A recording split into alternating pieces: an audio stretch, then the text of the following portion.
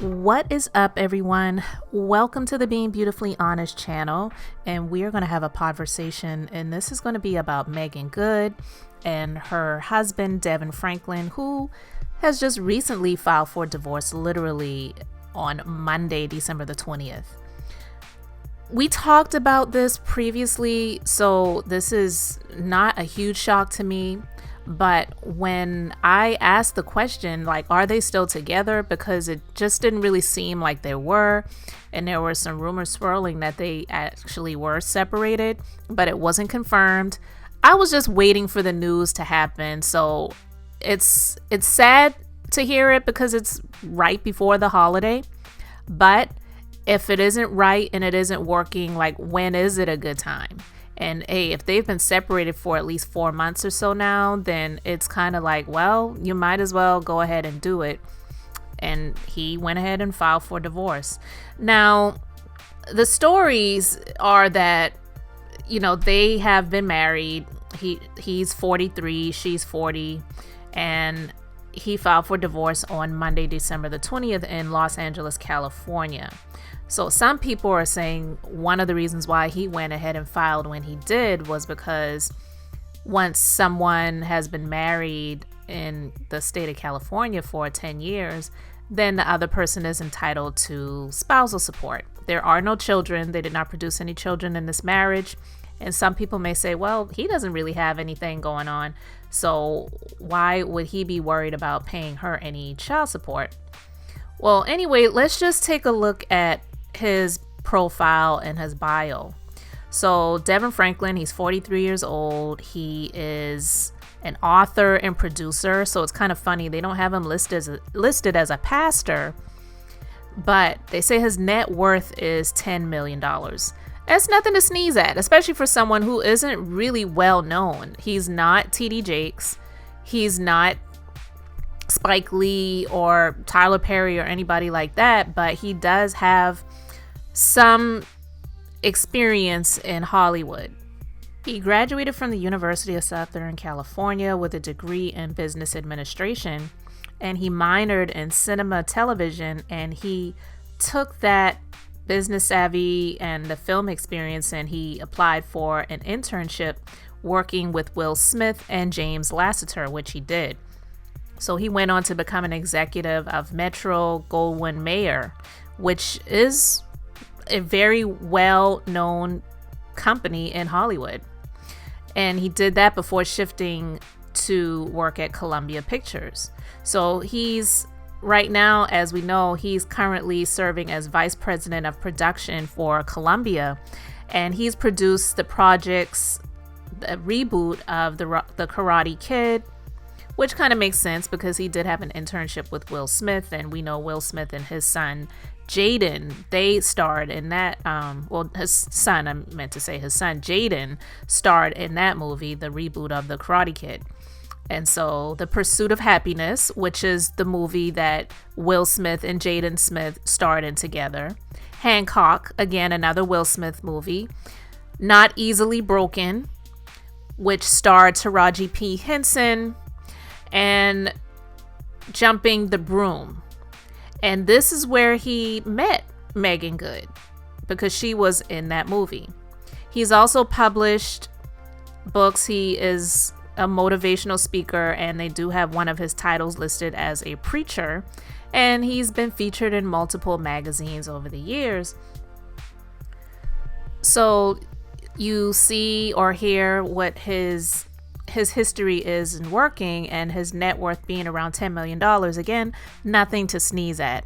Meagan Good, although she is a very well-known actress for who she is, because she has been starring in movies since she was a little girl, she has had the opportunity and the blessing, some would say, to be able to continue to work in Hollywood, whether they were things that were straight to DVD or straight to television or you know, whatever. She has had the opportunities that some African Americans never get in Hollywood, which is starring or just even being in something more than once. So she's got a resume. She is a literal act, like this is her job. She is a literal actress, not a starving actress, not somebody working, doing other things, but doing acting on the side or trying to break into Hollywood. She has done that. But they didn't produce any children. And she recently has been, it's the new show that she's starring in, Harlem, that is on Prime TV. That show is something that he, being someone who is supposed to be a preacher, it is a little bit weird to have his spouse starring in a movie where it's about a woman who is dealing with a breakup, but in another relationship, and you're having to see, even though they say it's just acting, it's just work. I mean, let's be honest, you're kissing on other men. There's sex scenes, all of these things. Not really the type of job that you would picture the first lady to a pastor having. Preacher or pastor, I don't believe he has his own church, and I said that previously as well. But either way, when you look at the dynamics of the two people who were in this relationship, albeit 9 years, it is a relationship of one that it just didn't seem like it was going to last or work out unless one of the people in the relationship decided to succumb to what the others would demand to make it work. And what I mean by that pretty much is submitting. Meagan Good, she was who she was. She did not grow up, it didn't look like, in a church atmosphere. She definitely doesn't look like your typical first lady. She dresses sexy. She's seen as a beautiful woman. She is one that is desired by a lot of men, a lot of boys, whatever. But not something that is looked upon friendly as someone who's supposed to be on the arm of a pastor or a preacher and being their wife. And look, I'm not here to say that she should have changed her life for him, but I mean, the Bible does say that. It says that, wives, you're supposed to submit to your husband. Look, I'm not going down that rabbit hole, but I'm just being honest. When you decide to marry someone and then you get into exchanging vows are real. And it's really, really sad when you see situations like this happen, because it's not so much that you're sad that the relationship ended. You just kind of knew that it wasn't going to last in the first place because they were not equally yoked from the beginning. I don't believe that he saw, even though he may really love her and support her in her career, I don't believe that he saw her as something that was going to be good for his brand moving forward. You would never see T.D. Jakes' wife kissing on another man or doing sex scenes with another man. I mean, let's just be honest. And of course, yeah, Meagan Good is no Sarita Jakes. They look nothing alike. You'd be hard pressed to see Sarita Jakes out here wearing a midriff top or, showing her cleavage or, having fun with her girlfriends out on a yacht and just doing the things that Meagan Good does. And so, again, not saying that she should have changed herself, but marrying this person, he decided to ask her to marry him. They promoted this relationship. They had the book called The Wait, which was all about them being celibate before they tied the knot and got married, and waited until they got married to move forward. In my opinion, I felt like that was all a sham in the first place, because I really don't get into the people who peddle and market Black love or any relationship for that matter when it comes to promoting love, promoting marriage, promoting these things for profit. A lot of times these people are just not honest, they're not authentic, and they're doing it for the money. Okay, and then we have to talk about it, but there are some people that were speculating that the relationship wasn't even really real and it was more of a cover-up. This is not me saying it, but there are some people that were speculating that Meagan was really his beard And we all know what that is. It's a cover up. Some people are saying that they suspected that Megan Good was his beard because being in the industry that he is in the church, in religiosity, Christianity, and you wanting to make this a real legitimate career for you and make money this way, a lot of the money and a lot of the support that, let's use for example Tyler Perry, people suspect that he's not really straight. And hey, whatever he is whatever he is. I'm not saying that he isn't straight, but there are a lot of people that are speculating that he is not, because it was really weird and it just didn't seem normal when he supposedly had this girlfriend who was a model. You only really saw them if he had like a red carpet situation. You saw her a few times with him. She had a baby for him, and then they break up not long after she has the baby. Some people felt like that was an arrangement.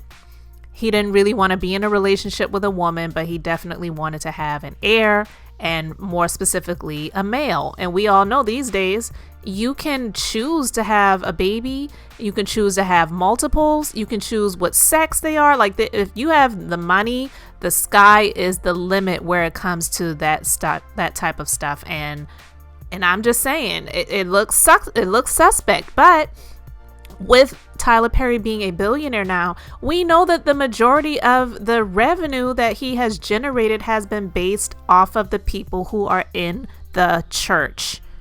They follow him. They love him. He even laid hands on TD Jakes one time at TD Jakes' church and gave him $1 million. I mean, shoot, a lot of these preachers, they don't. Hey, if you have $1 million check that you want to donate, they'll let you lay hands wherever you want to lay hands on them if you got the money. Okay.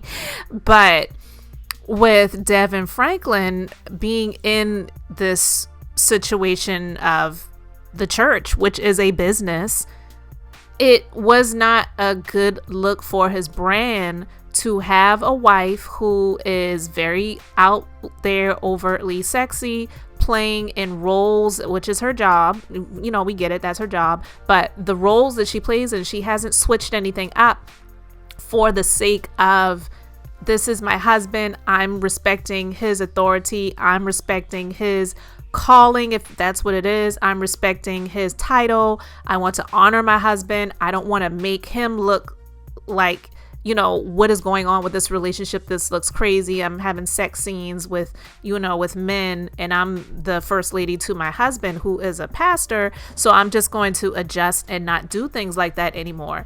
Having a wife who is doing a sex scene where a man is lifting his legs up, spread eagle in the air, and her face is right there, like that. Like, how do you show up at church on Sunday morning and look people, in the eyes with a straight face? It just doesn't really work. Yes, the people in the church are extremely judgmental. Period. That's just the way it is. But if that's the life that he is choosing to lead and live, and she could not adjust for the sake of that, then she had to go. And then there are some people who feel that he not only used her as a beard, but used her for a come up as well. Because let's just be clear. Let's be honest. Who really knew about Devon Franklin prior to him getting with Megan Good? We really didn't. So it was definitely profitable for him to be with this woman who was one of the more well-known, I should say, African-American Hollywood actresses. And then they peddled their relationship. They were on red carpets together. They promoted how they were being celibate, and then they wrote the book together called The Wait. They went on went on a marketing blitz for that, different talk shows, and talked about it. And then even that wasn't even that real, because they even shared some information. Things started coming out later that maybe they weren't really celibate. And there you go. Like I said, people peddling relationship and marketing romance and marriage for the sake of finance. I just don't believe that people should fall for the okie doke when it comes to those things, because, people get caught up in what it looks like and they don't really know what it really is behind closed doors. And that's everyone's relationship. And then it could be the control that comes with religion. It's possible that he may have tried to control her in certain ways, and she, you know how it is when you want to do what you want to do and someone tries to control you, you're either going to fall into that trap or you are going to buck that spirit of control, and you're going to kick against it, and you're going to just go and wild out. And I believe that is possible, that it could have been he was trying to control her in certain ways that she was just not here for, and he may have given her some ultimatums that she just decided, look, this just isn't going to work, and he went ahead and filed for divorce. We don't know. I'm just speculating. I'm putting the questions out there, just trying to come up with some answers and just putting some certain scenarios out there as to what it could have been. But this marriage just definitely wasn't going to last, just based on the moves that she was making that we could see, and based on the role that he wants to play. I'm not even saying that it's really real, because we already know that there are a lot of people who are in the church that they're just doing it for a profit. They don't even live the life that they're preaching, but they want others to perceive that they are, for the sake of them to continue to make the money and rake in the millions that they're doing. There are just a lot of hypocrites out there. But even though there are a lot of hypocrites out there, that doesn't mean that everyone who is in a position of leadership in the church is a hypocrite, because I do believe that the ones that are doing good and don't live a false life, they don't get the limelight, neither do they want it. But it's the people who are living fake and phony out here that do get the spotlight, so it gives everyone a bad name. So I just wanted to put that out there and lay that, on the table. But I do believe that people really need to be considerate when it comes to getting into these relationships, and also, more importantly, deciding to lock it up and get married, because marriage, it is supposed to be for better or for worse, rich or poor, sickness and health, until death do you part, unless, God forbid, you get into a relationship with someone and they're batshit crazy and you need to get out of there for the sake of your life. Absolutely. Don't, agree with that. But when you see these situations happen like this, it just doesn't seem authentic, because the statement that they put out, after much prayer and consideration, we have decided to go into our futures separately, but forever connected. We celebrate almost a decade of marriage together and a love that is eternal. There's no one at fault. We believe this is the next best chapter in the evolution of our love. That's such a bullcrap. Like, it sounds beautiful. It may sound really, it's definitely a prepared statement, but it may sound really pretty and wrapped up in a bow, and they perfected it to make it seem like there's no one at fault. We will always continue to love each other. We will be forever connected. How? You don't have any kids together. And so it's like, if you are saying you'll be forever connected, then why not just stay married? I mean, it's stuff like this that makes marriage look like, what is the point? And it gives marriage a bad name. And I just really, it baffles me, and I get bothered. I literally do. I get bothered by people who take the sanctity of marriage and what it is really supposed to be for granted, because when they get married, even if it was 9 years, which is a long time, honestly, it's not like that's a short period of time. It's not like the Kim Kardashian married for 45 or 90 days and then you go and file for divorce. No, but 9 years, it is not a short period of time, but it's definitely not like they're saying, we'll be forever connected and we're going to go into our futures separately, but the love is eternal. The love must not really be that eternal. Because if you really, truly, genuinely love someone so much to want to get married to them and say that this love is eternal, then you would do the things that was necessary to make the marriage work. But a lot of people don't take marriage seriously anymore, and that's fine if they don't, but then don't get married. That's my point. It's like, the ones who really, truly, genuinely take it serious, get married. The ones that don't, leave it alone. But that's the problem. People see the wedding as marriage, and marriage is well into the days and nights after you have the wedding. The wedding is for everyone else, and maybe for you too if you're into that stuff, but the marriage, that is the work.